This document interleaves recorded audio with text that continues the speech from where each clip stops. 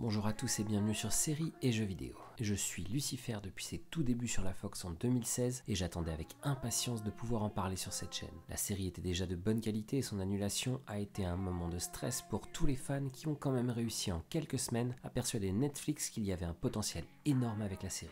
Sa communauté et l'équipe de tournage n'a jamais lâché l'affaire et a continué coûte que coûte à échanger sur les réseaux sociaux. Un peu plus d'un an après cette annonce, le public peut enfin retrouver Tom Ellis et toute l'équipe de Lucifer dans des aventures attendues au tournant. Je vous propose mon analyse en deux temps comme d'habitude, avec une première partie sans spoiler et une deuxième partie où je vais tout décortiquer pour vous donner mon avis sur cette quatrième saison. Passons quelques minutes ensemble, générique.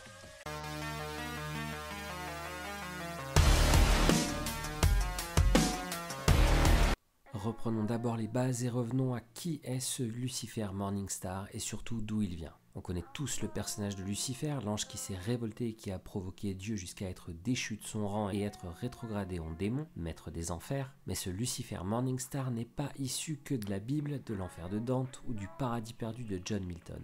Non, Lucifer Morningstar est une création de Neil Gaiman et il est apparu dans le comic Sandman pour la première fois en 1989. Quand on le découvre avec son look à la David Bowie, il se retrouve face au héros Dream et se fait remettre à sa place par cet éternel, ce qui l'énerve un petit peu et le pousse à changer complètement sa manière de régner en enfer.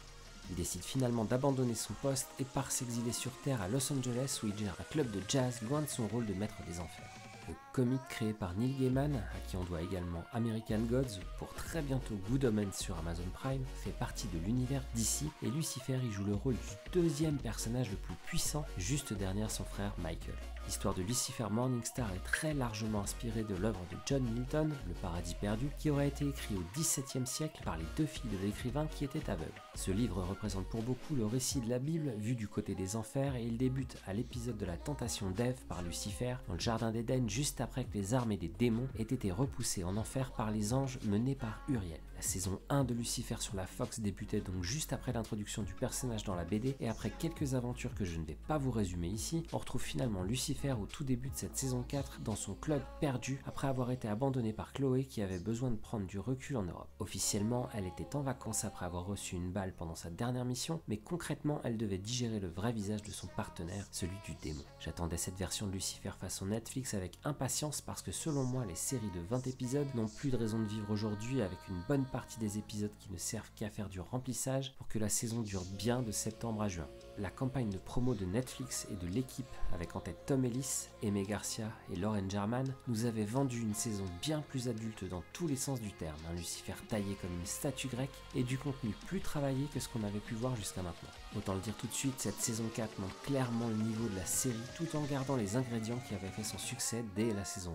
On retrouve donc les bases de la série avec un Lucifer qui est toujours désabusé de sa mission en enfer et du rôle qu'il est censé avoir. Il n'a qu'une envie, intégrer ce monde qu'il ne comprend pas vraiment et essayer de trouver ce qui donne du piment à la vie d'un homme ou d'une femme qui sait qu'elle va mourir et qui doit profiter de chaque instant. Pour découvrir tous ces trésors, il a débuté une psychanalyse avec Linda qui a finalement réussi à encaisser qu'elle a comme mission de guider le démon vers la rédemption. On retrouve dans les échanges entre Linda et Lucifer quelque chose de la psychanalyse de Tony Soprano dans Les Sopranos, avec la recherche pour un être impardonnable de la rédemption grâce à une femme, au départ plus ou moins dépassée par ce patient qui représente un challenge inattaquable. Un rôle assez balèze, sachant que le garçon n'a pas réussi à le faire sur plusieurs milliers d'années. Il cède dans sa quête des affaires dans lesquelles il participe en tant que consultant aux côtés du détective Chloé Decker. Un lien fort s'est tissé entre les deux et ce lien est le fil rouge de toute la série. On retrouve dans Lucifer le mythe des amants maudits qui ne réussissent jamais à vivre leur bonheur dans la durée. Parce que l'un se sent trahi par l'autre, un événement dramatique les sépare, l'un des deux se sent perdu et veut faire le point, et tout ça d'une manière aléatoire entre l'un et l'autre. C'est une mécanique bien connue qui a débuté dès les premiers romans avec les plus connus qui ont été Roméo et Juliette, Tristan et Iseut, ou bien sûr les incontournables Tony et Angela de Madame est servie. Donc cette saison 4 débute avec un Lucifer qui est complètement perdu, et quand Lucifer est perdu, il est forcément décoiffé, c'est sa signature. La reprise de Creep de Radiohead en timelapse au tout début du premier épisode est prenante et on souffre presque avec lui parce qu'il ne sait pas quelle est la réaction de Chloé qui lui a été enlevée directement après qu'elle ait vu son visage démoniaque. La détective revient très vite et leur collaboration judiciaire reprend comme si rien ne s'était passé avec une nouvelle enquête de meurtre. Mais est-ce qu'elle a réussi à digérer l'information? Est-ce qu'elle a même vraiment vu son visage démoniaque? On le saura très rapidement et on pourra donc passer à autre chose et à des aventures de haute qualité avec tout un tas de nouveaux personnages qui apporteront chacun une petite touche de piment à une série qui n'en avait pourtant pas vraiment besoin. Ça fait du bien et certains personnages comme Eve, qui est interprétée par Inbar Lavi, bouleversent complètement la donne et remettent en question la nature même de certains personnages pour un résultat toujours plus attractif. D'un point de vue purement technique, selon moi, Lucifer est passé au niveau supérieur. Les scènes sont mieux filmées, l'ambiance sonore et musicale sont à tomber par terre et les performances de Tom Ellis au piano sont toujours posées, pleines de charisme et justes. D'autres participent à la création artistique et on retrouvera d'ailleurs une reprise en fin de saison de Wonderwall d'Oasis qui donne des frissons. Chaque épisode a sa scène épique où les pouvoirs de Lucifer sont mis en scène avec des effets spéciaux parfois un peu cheap mais en tout cas toujours au-dessus de ce qui nous était proposé par la Fox. La bande originale, un peu à l'image de ce qui pouvait nous être proposé dans Umbrella Academy, est de haut niveau et toujours adaptée au contenu qu'on peut voir à l'écran. La structure de la saison, qui est quand même passée d'une vingtaine d'épisodes à 10 petits épisodes, est parfaitement juste et ne tombe d'ailleurs pas dans les travers des séries récentes de Netflix, avec le contenu d'un ou deux épisodes qui pourrait paraître de trop. Non, cette saison 4 passe à toute vitesse, on la regarde d'ailleurs d'un trait, sans jamais vraiment s'ennuyer, et les rebondissements arrivent toujours à un rythme correct au fil des enquêtes, qui reste la structure de base de chaque épisode. Certains passages sont un peu trop expédiés, mais j'y reviendrai dans la partie avec spoiler. Pour conclure, cette saison 4 est largement au niveau de ce que j'attendais et m'a même agréablement surpris grâce à des personnages comme Eve qui relancent parfaitement l'intrigue et remettent en cause les caractères des personnages principaux sans pour autant tout révolutionner. J'espère que la saison 5 sera annoncée très prochainement et je ne peux que vous conseiller de regarder cette série avec laquelle vous passerez un bon moment, mais passons maintenant à une analyse un peu plus en détail. Si vous ne voulez pas de spoiler, c'est ici qu'il faut passer votre chemin, mais vous pouvez quand même partager la vidéo et si elle vous a plu, vous abonner si vous voulez en voir plus. Allez, passons aux choses sérieuses. Comme je le disais, cette saison débute sur une reprise de Creep de Radiohead avec un Tom Ellis en grande forme. Il a travaillé son corps pendant 1 an et autant dire que le changement est frappant et qu'il va en user et en abuser tout au long de la saison. Et on y découvre un Lucifer complètement perdu dans ses sentiments, il ne sait plus qui il est, la foule change avec les couleurs du décor, le regard devient de plus en plus perdu et les cheveux partent dans tous les sens. Oui, comme je le disais, on sait que Lucifer perd la boule quand ses cheveux sont décoiffés, c'est un signe très subtil choisi par la production. Il est interrompu par une ancienne connaissance qu'on avait croisée au départ de la saison 3 dans le désert. Lee, qui avait essayé de braquer un fourgon de la Brinks, s'était retrouvé comme un abruti sans pantalon en plein milieu du désert, et autant dire qu'il a un gros passif à se faire rembourser. Une petite scène de démonstration de puissance de notre héros nous permet de faire un petit récap de ce qui a pu se passer pendant le mois qui sépare les saisons 3 et 4. On sait que Chloé a disparu, qu'il n'a pas pu savoir quelle était sa réaction après s'être retrouvé face à face avec le démon Lucifer. On voit d'ailleurs un parallèle entre la réaction du braqueur et celle qui pourrait être celle du détective Decker. Mais Lucifer est totalement repentant et il croit en la rédemption de l'homme et veut à présent laisser une seconde chance au monde entier, de la même manière que Chloé pourrait lui accorder une chance de montrer qu'il n'est plus le maître des enfers impitoyable et sans pitié. Et elle nous l'avait été vendue depuis des mois, la scène des fesses de Lucifer nous tombe dessus, en tout cas la première scène de ce type de la saison, parce que c'est loin d'être la seule et elle arrive au bout de 5 petites minutes. Mace fait son retour pour permettre de revenir dans l'histoire et de nous introduire le dilemme de Lucifer et de sa relation avec Chloé. Comme à chaque enquête, pendant l'absence de Decker, Lucifer se pointait sur la scène de crime pour tenter sa chance de retrouver celle qui est le centre de toutes ses pensées. On y retrouve Dan et Ella qui font leur travail comme d'habitude et qui nous remettent dans le contexte de la mort de Charlotte par Cain à la fin de la saison 3. Sa disparition a traumatisé toute l'équipe et ça restera un axe important dans l'évolution des deux personnages qui deviennent de moins en moins secondaires dans l'aventure. Chloé est de retour et elle revient comme si de rien n'était, pas de réaction apeurée, pas de colère, pas de ressentiment. La détective Decker professionnelle qui rentre simplement de vacances en Europe, mais on sait tous que ça cache des problèmes bien plus importants. Lucifer est perdu et quand Lucifer est perdu, il passe par le cabinet du docteur Linda pour faire le point et pour s'auto-persuader que le problème ne vient forcément pas de lui, mais qu'il y a quelqu'un à réparer et là c'est Chloé qui bug, donc il faut trouver la solution à la pauvre Chloé et lui montrer qu'elle est dans le déni parce que c'est pas normal qu'elle ne le rejette pas. L'enquête, qui n'est pas vraiment la partie la plus importante de chaque histoire, nous montre que la victime était dans le programme de protection des témoins et c'est le Marshal qui la protégeait qui l'a tué parce qu'il en avait marre de voir que tous les enfoirés du pays avaient droit à une seconde chance. C'est pourtant la position centrale de Lucifer à présent et autant dire que sa réaction est assez épidermique parce qu'il voit dans la victime sa tentative de gagner le droit d'avoir une deuxième chance en essayant de compenser les erreurs qu'il a pu commettre. L'affrontement entre le Marshal et Lucifer nous permet de voir la première démonstration de puissance et la première souffrance qu'il doit supporter pour gagner la rédemption qu'il recherche et montrer à Chloé qu'il est maintenant différent et fragile grâce à elle. La fin de l'épisode nous permet de retrouver un Amenadiel qui a fondu pendant la pause entre les saisons 3 et 4 et son passage au paradis où il a dû suivre un régime plus ou moins infernal pour en arriver là. Les liens vont se resserrer dans cette saison entre les différents personnages secondaires et Amenadiel se rapproche de Dan qui lui trouvera rapidement un terrain d'entente avec Maze puis avec Ella. Et comme on s'en doutait tous, Chloé n'avait pas digéré l'information aussi facilement et son voyage en Europe s'est surtout orienté au Vatican où elle a rencontré le père Kinley qui a des plans très sombres contre le maître des enfers. Le second épisode nous fait entrer dans le monde de la télé-réalité avec comme fond d'un côté les découvertes sur le passage de Chloé à Rome et sa rencontre avec le père Kinley qui a réussi à la persuader de trahir Lucifer pour la bonne cause, une prophétie, et de l'autre, la résolution de cette affaire qui devient le centre d'intérêt principal de notre héros puisque de cette résolution dépend le rendez-vous des deux amoureux. Cette Ella, qui sera plus ou moins le centre d'intérêt de cet épisode, elle a changé, elle commence à se détacher de sa pratique religieuse et essaye de compenser ce manque en se lançant dans diverses activités et là c'est de cabine. Encore une fois dans cet épisode, comme dans toute la série d'ailleurs, le thème principal qui est avancé par Lucifer lui-même, c'est celui du libre arbitre et donc de la responsabilité des hommes pour leurs actes. Il en a marre d'être le bouc émissaire de tous les travers de l'humanité et met en avant que ces drames viennent des choix des individus et non de la tentation qu'il peut apporter comme les testaments peuvent le raconter. Chloé tente justement sur ce sujet de se renseigner sur le passé de ce démon qu'elle pensait connaître. Pour elle, les références du démon dans la littérature, elles viennent de Dante ou de la Bible et elle essaye quand même de s'assurer que ces histoires de têtes de bébé mangées au petit déjeuner ou l'exécution d'êtres humains pour le plaisir n'ont pas une petite part de réalité. Chloé prend peur de ce que pourrait devenir ce démon et se décide finalement à basculer du côté du père Kinley, effrayée par cette prophétie qui l'implique quand même dans l'apocalypse. Mais la tentative va rater, elle va rapidement se raviser et laisser tomber cette idée stupide. La trahison aurait pu être poussée un peu plus pour ajouter une petite touche dramatique à la saison, mais je fais le pinailleur et si ça avait été le cas, je suis sûr que j'aurais été capable de dire que les choses auraient traîné. Même s'il en rigole, Lucifer garde quand même cette blessure en lui et sa transformation physique en véritable démon avec son visage démoniaque et d'autres modifications physiques qui vont apparaître au fur et à mesure de la saison. Il vit mal son passé et les actes qu'il commet ont des répercussions sur l'image qu'il a de lui-même et forcément l'image qu'il renvoie aux autres. Chloé se rend vraiment compte dans cet épisode que Lucifer est un être à part quand il réussit à traverser les flammes du chalet qui vient d'exploser. Et autant dire qu'il est plutôt balèze parce que non seulement il ressort des flammes sans aucune blessure, mais en plus ses fringues sont littéralement invulnérables. Quel talent ce démon! À côté de ça, un arc est en train de se construire avec la grossesse de Linda et la prise de conscience d'Amenadiel du rôle qu'il va devoir jouer. L'ange était perdu, un peu comme les scénaristes à propos de son personnage d'ailleurs. Il a maintenant un rôle à part entière dans le groupe, il est celui qui va hésiter en permanence pour son enfant entre son état d'ange ou celui d'humain.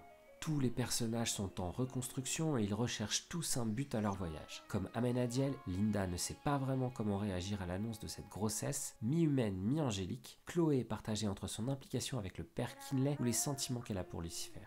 Dan essaye de se reconstruire et même parfois de se détruire parce qu'il se sent encore coupable de la mort de Charlotte. Mazikeen tente de rattraper ses mauvais actes avec Trixie et bien sûr Lucifer le premier cherche son problème principal mais il n'a pas encore compris d'où vient la faille et surtout comment la combler. La suite nous montre que le père Kinley n'est pas aussi désintéressé qu'il ne le laissait paraître à son arrivée. Et déçu de la réaction de Chloé, il tente une attaque différente en essayant de diviser pour mieux régner. Il prend donc contact avec Lucifer pour lui dévoiler ce que le détective avait en tête et qu'elle avait essayé de le renvoyer en enfer par peur de ce qu'il aurait pu devenir. La révélation frappe notre héros parce que lui-même a peur de ce qu'il est capable de faire et surtout qu'il soit capable d'aimer faire le mal. Et ce troisième épisode avec sa nouvelle enquête nous fait une nouvelle fois entrer dans la repentance et le droit à une seconde chance accordée. Lucifer comme Dan sont profondément touchés par cette enquête parce qu'elle les ramène tous les deux à leur culpabilité et leur volonté de changer pour le bien. Pour Dan, la solution est toute trouvée quand il se rend compte que les méthodes de Maze pour retrouver ou éliminer les criminels sont bien plus efficaces que celles bornées par les règles de la loi. Cette solution n'est pas la bonne parce qu'elle va le pousser dans ses travers les plus profonds de flics pourris et bien sûr le parallèle avec Lucifer est excellent parce que le démon choisit choisit de vivre sa vie sans se soucier de ce que peuvent penser les autres de lui-même. La fin de l'épisode nous fait découvrir que le meurtrier des repentis, encore une fois, était lui-même un soi-disant repenti qui ne croyait pas en la seconde chance. Lucifer a une confrontation avec lui et le meurtrier se transforme rapidement en fanatique qui tente de pousser Lucifer à dévoiler son visage démoniaque. Au moment où il se rend compte qu'il a échoué, il se jette le visage en avant sur un pied de chaise cassé. Il y avait bien évidemment du Kinley derrière tout ça et cet acte extrême va provoquer sa chute au sein de l'église catholique. L'effet sur Lucifer est radical et sa volonté de punir le meurtrier accompagnée des réactions de Chloé à sa vraie nature le pousse à croire qu'il n'y a finalement aucune rédemption possible pour le démon. Lucifer est perdu, il est dévasté et on le sait bien évidemment parce que Lucifer est mal coiffé. Et le basculement de la saison se fait au même moment sur la piste de danse avec l'apparition de cette jeune femme vêtue d'une robe blanche qui fait la folle et attire tous les regards. Eve fait son entrée dans l'univers de Lucifer et elle va changer la donne parce que c'est pour moi le gros point fort de la saison. J'en viens donc au point important de ma critique, Eve. Son arrivée dans la série est un changement essentiel pour la nouvelle saison. Son personnage n'apporte en soi aucune méchanceté parce qu'elle représente l'ingénue, la première femme qui ne sait pas ce qu'elle doit faire parce qu'elle a été créée pour servir et être aimée par Adam. Le personnage interprété par Inbar Lavi apporte de la candeur et de la fraîcheur dans un groupe où tout le monde a l'air d'être perdu dans une part sombre. Par contre, elle a beau ne pas chercher à faire le mal, elle va entraîner avec elle Lucifer et Mazikin à l'opposé de leur état actuel. Bien sûr, elle introduit la nouvelle enquête qui tourne autour d'un mystérieux collier et un criminel reconnu, Bashir Al-Fassad. Deux enquêtes vont donc être menées en parallèle avec Chloé et Dan d'un côté qui s'intéressent à la mort d'un certain Pablo et de l'autre Eve et Lucifer qui cherchent à retrouver le collier pour libérer Eve de son implication. Eve en profite pour vivre une vie qu'elle n'avait jamais pu imaginer et elle découvre même une bonne petite bagarre de bar bien classe avec un Lucifer qui gère la situation avec toute sa classe et son panache. Eve adore ce nouvel aspect diabolique de sa vie et Lucifer se laisse entraîner dans ce qu'il cherchait exactement à éviter. Cette bagarre permet de faire le lien entre les deux enquêtes et en même temps de nous présenter un passage qui, je l'espère, va devenir classique dans la relation Chloé-Lucifer, un épisode plein d'humour où Lucifer découvre par la douleur que sa faiblesse se trouvait finalement juste à côté de lui. Après une confrontation entre Chloé et Maze qui va finalement se tourner vers une relation à trois avec Linda et Amenadiel, on assiste enfin à la rencontre entre les deux femmes qui ont découvert la part démoniaque de Lucifer et indirectement la vérité sur l'histoire des anges et des démons sur Terre. Plusieurs lignes sont en train de se mettre en place pour l'avenir avec d'un côté l'axe Lucifer-Chloé qui restera la base et de l'autre le couple Linda-Amenadiel-Maze avant l'arrivée de ce bébé qui va très certainement provoquer tout un tas de bouleversements dans la vie des humains à Los Angeles. J'ai adoré dans cet épisode le passage de la vente aux enchères où chaque personnage a la classe et montre ses talents respectifs. Le numéro 69 de Lucifer est une petite touche amusante. La suite introduit un moment de laisser-aller pour Eve et Lucifer.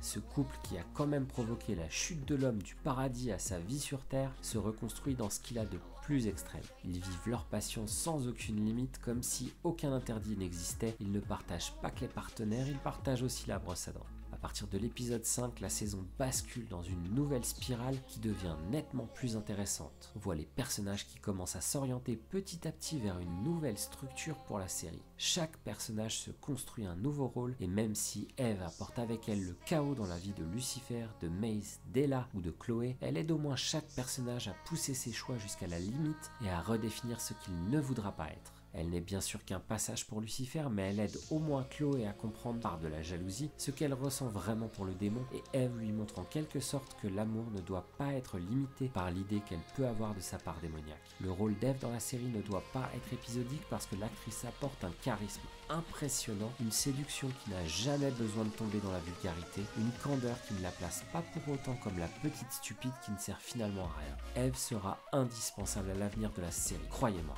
Et d'autant plus que la révélation que lui fait Lucifer à la fin de l'épisode déclenche quelque chose dans son regard. Est-ce qu'une sorte de jalousie s'installe parce que Decker a un impact sur notre démon, ou alors est-ce qu'elle a connaissance d'une prophétie qui impliquerait une femme qui a le pouvoir de rendre Lucifer fragile comme un agneau? Cette révélation sera sans doute très importante à l'avenir et le rôle d'Eve sur ce sujet apportera certainement tout un tas de rebondissements dans la relation Chloé-Lucifer. La rencontre d'Eve et Maze est un véritable plaisir entre le démon qui connaît la vie la plus débridée qui peut exister et Eve qui est en phase de découverte de tout ce qui pouvait représenter des interdits jusqu'à présent. Les deux femmes se retrouvent et s'apprécient finalement alors que sur le papier, elles auraient normalement dû être à l'opposé l'une de l'autre. Et alors que l'enquête nous fait entrer dans les méandres de la famille, la rencontre entre Maze et Eve nous permet de nous rappeler que si Eve est la femme d'Adam créée pour lui, elle n'aura pas été la première et c'est Lilith, la mère de Maze, qui est passée avant toutes les autres femmes. La mère des démons est introduite dans l'histoire et fera très certainement son apparition dans la série si par hasard une saison 5 était en route. Et en parlant de nouveaux personnages, la petite sœur d'Amenadiel fait elle son apparition dans la série. Il s'agit de l'ange Rémiel, qui est dans la Bible dans la position de gérer les anges qui ont été déchus parce qu'ils ont pris pour épouse des humaines. Ici, Rémiel est envoyée pour prendre en charge le bébé demi-ange qui a été conçu entre un être céleste et une humaine. Elle doit mener son enquête parce qu'elle ne sait pas quel ange est en faute et qui sera la mère de cet enfant. Elle se rapproche donc d'Amenadiel en toute confiance, craignant que le père ne pouvait pas être un autre ange que Lucifer. Après avoir joué le jeu pour dissimuler et protéger son fils, Amenadiel dévoile la vérité à sa sœur et s'ensuit une bonne bagarre céleste qui montre que le futur papa n'a rien perdu de ses compétences de combat. Pour Lucifer, rattrapé en plein vol dans la cité de la luxure par le docteur Linda, les choses deviennent un peu compliquées parce que notre démon se perd de plus en plus dans deux mondes totalement différents. Linda lui explique qu'à force de mener ces deux personnalités totalement opposées, il risque tout simplement de se perdre lui-même. Il décide donc en compagnie d'Ella, dans le cadre de leur enquête, de reprendre la vie dans son plus simple appareil et s'infiltrer dans un camp de naturistes pour essayer de récolter des témoignages sur notre victime. On nous avait prévenu qu'on aurait droit à des fesses dans cette saison, mais là, autant dire qu'on est plutôt servi avec une porte ouverte assez régulière sur l'arrière-train de Tom Ellis, mais aussi dans cet épisode d'Aimé Garcia qui arbore avec fierté ses années de pratique de la danse. On découvre finalement que Julian McCaffrey est le vrai mauvais garçon de l'épisode et il introduira le vrai bad guy de la série, son papa. Mais la confrontation entre Julian et Lucifer remet notre démon en question puisqu'il décide finalement de ne pas céder à la tentation de le punir comme il avait l'habitude de le faire et décide de le laisser à la police. Cependant, Julian s'échappe et tue en passant Random Cop qui nous avait été introduite à l'épisode précédent et qui avait donc autour d'elle une odeur de sapin quand on connaît un petit peu les séries télé. La mort de cette jeune policière touche profondément notre démon qui basculera en mode décoiffé comme d'habitude dans une spirale de violence jusqu'à retrouver le petit Julian pour le rendre hémiplégique. Et cet acte aussi aura ses conséquences. Les épisodes qui suivent accélèrent les événements et le rythme monte d'un cran avec un Lucifer entraîné dans ses côtés les plus obscurs par une Ève qui cherche tout simplement à retrouver ce démon qui l'avait fait rêver de liberté, de connaissance et de folie. Mais elle ne se rend pas compte que l'effet qu'elle a sur le démon est plus que néfaste parce qu'il bascule à cause d'elle dans ce qu'il cherchait désespérément à oublier. La scène de confrontation avec Tiernan McCaffrey, le père de Julian, est parlante à ce niveau parce que Lucifer est tenté de punir cet individu qui est visiblement nocif pour une partie de la population et il est partagé entre les deux femmes qui le poussent dans des penchants totalement opposés. Chloé est la raison qui tente de le persuader de faire les choses dans les règles et de ne pas se précipiter dans la violence et de l'autre côté, Eve veut voir en action le juge des âmes qui l'a fait vibrer. Chloé l'emporte dans ce cas mais ce numéro de Hulk a failli faire basculer Lucifer dans l'abîme démoniaque. Chaque action a ses conséquences dans Lucifer et quand il estropie Julian, Lucifer a lancé une machine qui va se refermer sur lui avec des conséquences qui pourraient être dramatiques. Tiernan recherche l'agresseur de son fils pour se venger et Dan, qui a visiblement toujours une dent contre Lucifer pour la mort de Charlotte, décide de partager ses infos avec le malfrat. L'un et l'autre n'avaient pas conscience que la petite Trixie se retrouverait à ce moment dans l'appartement de Lucifer quand les hommes de main de McCaffrey feraient leur entrée pour éliminer leur cible. Avec chance, Eve protège la petite fille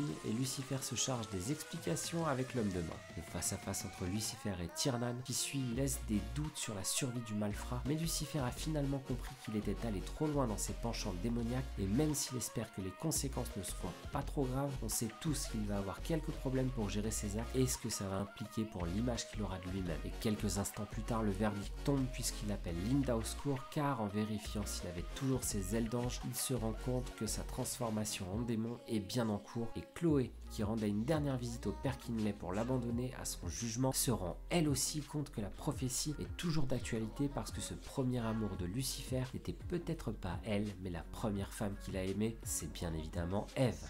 L'épisode suivant est plus ou moins centré sur Amenadiel qui cherche sa place dans ce monde et essaye de découvrir quel pourrait être son rôle après la naissance de ce bébé hors catégorie. Il tente de tester ses compétences paternelles avec un jeune garçon qui est dans une position assez délicate. L'ange tente de résoudre ses problèmes en lui montrant le chemin de la justice, mais on est aux États-Unis et les Afro-Américains n'ont pas exactement un sentiment de justice égalitaire face au comportement de quelques agents de police un peu limités dans leur analyse des personnalités, un peu trop sombres à leurs yeux. Comme dans tout un tas de séries, ce n'est qu'un épisode qui aborde le sujet en essayant de faire passer un message politique, et c'est louable, mais le message semble perdu parce que complètement isolé dans un contenu bien plus léger et loin des réalités de la société américaine. La conclusion de ces échanges entre l'ange Amenadiel et ce jeune garçon est pleine d'amertume et elle montre qu'agir pour le bien ne paye pas toujours au final. C'est rare pour une série américaine et le message est d'autant plus clair qu'on ne tombe pas complètement dans les préjugés classiques de la télévision façon US. À côté de ça, Maze et Eve cherchent toutes les deux à trouver une solution pour une vie amoureuse bien triste sans se rendre vraiment compte que la réponse est juste sous leur nez. Maze s'en rend rapidement compte en voyant dans Eve une personnalité simple dans le meilleur sens du terme, sans aucune complication, avec qui il suffit d'être simplement soi-même sans se préoccuper de l'image donnée, juste porter attention à toujours la séduire et lui donner la priorité. Pour Lucifer, même si cet épisode semble anecdotique, il l'amène quand même vers la prise de conscience du problème principal qui n'est autre que lui-même, tout simplement, ou l'image qu'il a de lui-même en coupable infini qu'il suffit de pardonner pour pouvoir avancer. La rupture avec Eve est une première étape dans sa reconstruction, mais il lui reste encore du travail et les choses sont quand même sur le point de se compliquer. La transformation de Lucifer est bel et bien en cours et même s'il a décidé de rompre avec Eve pour briser cette spirale négative, il se rend compte grâce à Linda que son problème vient de l'image qu'il a de lui-même qui se répercute directement sur son physique et le transforme en démon. L'enquête qui se présente sur une femme qui aurait assassiné sa jumelle est le parallèle parfait pour notre héros de découvrir si c'est bien la haine de son image qui a poussé la fuyarde à tuer sa sœur. Il recherche encore une fois la réponse dans ses problèmes, dans les drames des humains qu'il peut croiser. Mais encore une fois, les choses sont bien plus compliquées. Eve tente de son côté de reconquérir son amour avec l'aide de Maze, qui tombe de plus en plus amoureuse de cette belle ingénue. Leslie Ann Brandt réalise pour l'occasion une reprise de Wonderwall d'Oasis de haut niveau, avec de l'émotion et une faiblesse qui semblait impossible pour l'impitoyable Mazikeen. Eve ne comprend rien bien évidemment et décide d'aller rattraper le père Kinley qui vient de s'évader pour tenter de découvrir un moyen de partager sa vie avec le maître des enfers. Et quoi de mieux dans ce cas que de régner avec lui sur le trône démoniaque avec l'aide des sujets de son amour de toujours. On approche de la fin de la saison et finalement tous les personnages en arrivent à découvrir qu'ils doivent avouer leur tort pour atteindre la rédemption et pouvoir tourner la page vers une nouvelle vie en espérant être pardonnés pour leurs actes. Dan avoue ses méfaits, Lucifer se laisse aller alors qu'il est devenu l'image biblique du démon Lucifer et même ses pouvoirs sont à leur paroxysme et finalement avec l'aide de Chloé qui avoue à Lucifer qu'elle sera là pour lui, il réussit à reprendre le contrôle de sa culpabilité et faire le premier pas qui lui permet de retrouver son image. Il croit alors que la prophétie a été annulée et que le mal ne sera pas libéré sur terre, mais bien évidemment le mal ce n'était pas lui mais tous ces sujets de l'enfer qu'Eve est sur le point d'amener avec elle en utilisant le père Kinley mourant. L'accouchement de Linda apporte quand même la petite dose de bonheur et de légèreté qui permet à tout le monde de découvrir ce bébé qui deviendra certainement dans les saisons à venir le centre de toutes les batailles entre la terre et le paradis. Le lancement du dernier épisode façon comédie musicale marque l'impression de victoire de Lucifer, mais c'est une petite apocalypse qui se déclenche avec l'arrivée des sujets du roi des enfers, bien décidés à faire revenir leur roi dans cet enfer qui a été laissé à l'abandon depuis bien trop longtemps. Ramené sur Terre avec l'aide d'Eve, une colonie de démons menée par le démon Tromos qui ne semble avoir aucune réelle existence dans la Bible ou dans le paradis perdu de Milton. La confrontation entre toute la team Lucifer et la nuée de démons est extrêmement bien faite et plaisante à regarder. Les combats sont bien réalisés et le rythme est au rendez-vous. Finalement, nos héros réussissent à repousser l'armée qui venait des enfers grâce à Lucifer qui embrasse finalement son rôle de roi des démons et marque son autorité sur une armée qui tombe comme des feuilles mortes sous ses mots. Et cette décision aura ses conséquences parce que même si Chloé lui dévoile finalement ses sentiments, Lucifer se voit contraint de reprendre son trône en enfer pour protéger le monde des démons qui attaqueront sans doute sans cesse jusqu'à avoir obtenu ce qu'ils recherchaient. De toute façon, si on reste sur les bases des amants maudits que j'évoquais plus tôt, si l'un des deux dévoile sa flamme, il y a forcément un événement qui empêchera leur relation de s'installer dans la durée. Parce que sinon, plus personne ne regardera tout simplement.